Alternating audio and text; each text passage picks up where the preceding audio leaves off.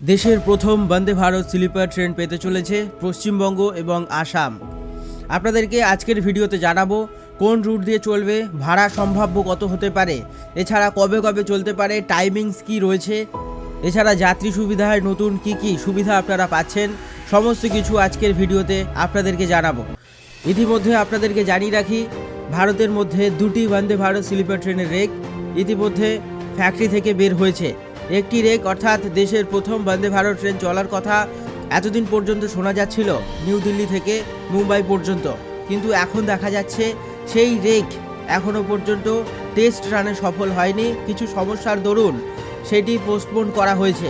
আপাতত আপনাদেরকে জানিয়ে রাখি, প্রথম বন্দে ভারত স্লিপার ট্রেনের চাকা গড়াতে চলেছে পশ্চিমবঙ্গ কিংবা আসাম থেকে। প্রথমেই আপনাদেরকে জানাচ্ছি রুট কি হতে চলেছে।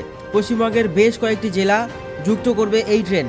এছাড়া কামরূপ মেট্রোপলিটন এবং বঙ্গাইগাঁও আসাম রাজ্যের, সেদিকে ছুঁয়েই গুয়াহাটি পর্যন্ত পৌঁছাবে এই ট্রেনটি। আসাম রাজ্যের কামরূপ মেট্রোপলিটন ও বঙ্গাইগাঁও ডিস্ট্রিক্ট পশ্চিমবঙ্গের মধ্যে যে সমস্ত রাজ্যগুলি ছুঁয়ে যাবে, হাওড়া থেকে ছাড়ার পর হুগলি, পূর্ব বর্ধমান, মুর্শিদাবাদ, মালদা, জলপাইগুড়ি, কোচবিহার এই সমস্ত রাজ্যগুলির ওপর দিয়ে যেতে চলেছে এই ট্রেন। এই ট্রেন কবে নাগাদ চালু হবে কিছুদিনের মধ্যেই আমরা জানতে পারবো, তখন আপনাদেরকে যাবতীয় ডিটেলস জানিয়ে দেব। আপনাদেরকে ট্রেনের আরও কিছু সুযোগ সুবিধাগুলি বলছি।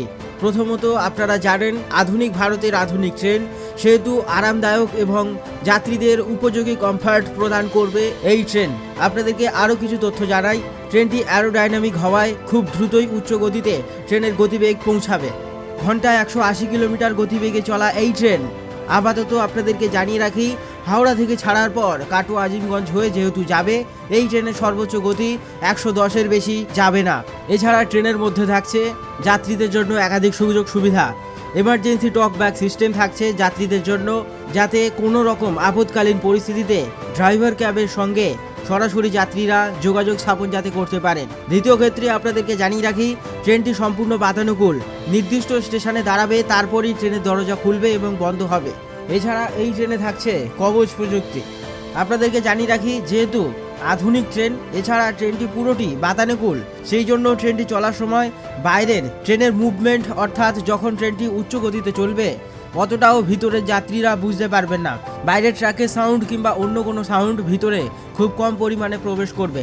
টয়লেট আপনাদেরকে জানিয়ে রাখি আধুনিক করা হয়েছে। হাওড়া থেকে গুয়াহাটি পর্যন্ত যে রেকটি চলবে, এই ট্রেনটি মোট 16 কোচের, যার মধ্যে 11টি কোচ এসি 3 টিয়ার, এসি 2 টিয়ারের 4টি কোচ এবং এসি ফার্স্ট ক্লাসের 1টি কোচ। আপনাদেরকে জানিয়ে রাখি, টোটাল যাত্রী ক্যাপাসিটি 823 জন, ফার্স্ট ক্লাসে 24 জন, এসি 3 টিয়ারে 611 জন এবং এসি 2 টিয়ারে যাত্রী ক্যাপাসিটি 188 জনকে নিয়ে এই ট্রেন চলবে। আপনাদেরকে এখানেই জানাবো এই ট্রেনে বিভিন্ন কোচের ভাড়ার তালিকা কি হতে পারে।